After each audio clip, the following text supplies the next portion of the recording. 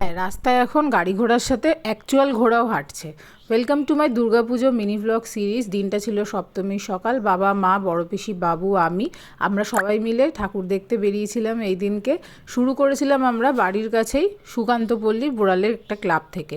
ভীষণ সুন্দর হয়েছিল এই প্যান্ডেলটা, তোমরা দেখে নিতে পারবে। এরপর আমরা গেছিলাম রামচন্দ্রপুরের কিছু প্যান্ডেলস দেখতে, আর তারপর সেখান থেকে আমরা চলে গেছিলাম পাটুলির আরও কিছু প্যান্ডেলস দেখতে। ওভারঅল এক্সপিরিয়েন্সটা কেমন ছিল তোমাদের সাথে শেয়ার করব। সুকান্তপল্লীর এই প্যান্ডেলটা তোমরা দেখে নিতে পারো। গ্রাম বাংলার চিত্র এখানে তুলে ধরা হয়েছে। ভীষণই সুন্দর এদের কনসেপ্টটা ছিল। প্রচণ্ড পরিশ্রম করেছেন এখানকার শিল্পীরা, আর আমার তো খুবই ভালো লেগেছে। ছোটোবেলায় আমরা যাদের হাত ধরে ঠাকুর দেখতে বেরোতাম, বড়োবেলায় তাদের হাত ধরে ঠাকুর দেখতে যাওয়ার মধ্যে একটা অদ্ভুত আনন্দ থাকে। এই বছর রোদের হাত থেকে বাঁচতে আমি ছাতা নিয়ে লিটারেলি প্যান্ডেল হপিং করেছি, তোমরা ঠিকই দেখতে পেয়েছো।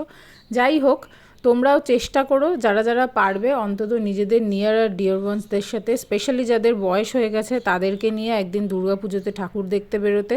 কারণ এই এক্সপিরিয়েন্সগুলোই আমাদের সঙ্গে পরে থেকে যাবে। মানুষ কখনোই আমাদের সাথে সারা জীবন থাকে না, কিন্তু তাদের সাথে কাটানো সময় আর মুহূর্তগুলো ডেফিনেটলি আমাদের জীবনে সবসময় থেকে যায়।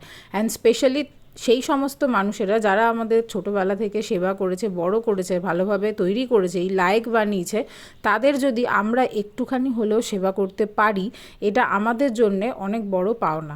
যতটা সময় পাচ্ছ নিজেরা মিলে খুব সুন্দর সুন্দর মুহূর্ত কাটাও। এই সুন্দর মুহূর্তগুলোই সবসময় স্মৃতিতে থেকে যাবে। এরপর আমরা চলে গেছিলাম পাটুলির প্যান্ডেলগুলো দেখতে।